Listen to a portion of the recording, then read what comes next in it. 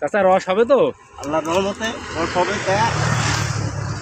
জনগণদের লোকজন এখন তার থেকে রস আসতে যাবে। চুরি করে বেশি খুব না? হ্যাঁ, এই ছোট ছোট গাছ আপনারা কাটেন এইভাবে, একটু একটু গাছ, তো গাছ মারা যাবে। কিচ্ছু হবে না, মাটির তলতে তুলি কাটলে কিচ্ছু হবে না। এটা শিক্ষা লাগবে, এটা শিক্ষা করবে না, মানে মরবে না, তাই তো? না এটা শিক্ষা যাকে গুরুতর শিক্ষা আছে তাকে গাছ মরবে।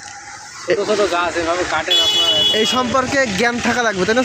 এটা এই জ্ঞান অর্জন করতে হবে, তারপরে এই গাছগুলো কাজ শিখতে হবে। আগে ভালো করে কাটতে না পারলে থাকবে না, তাই তো? না, হয়ে গেল কাটা। হ্যাঁ, এবার ভাড় পেতে দেবেন।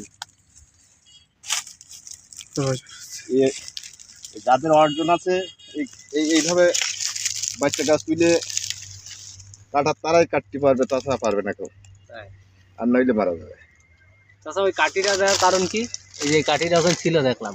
হ্যাঁ, এই যে কাঠিটা এখানে থাকে, এর কারণ কি? এদের রস আউট হতে পারে না। চুরি হয় কিরাম রস?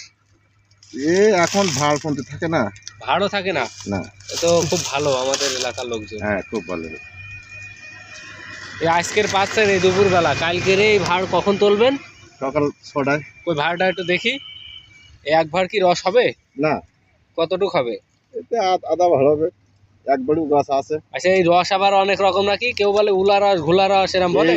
এটা কাল সকালে যেটা পেটি খেয়ে যাবো, এটি পরশু দিন সকালে খুলবো, এটি হবে ওলারে। রস বিক্রি করেন কত করে চাচা? 300 টাকা।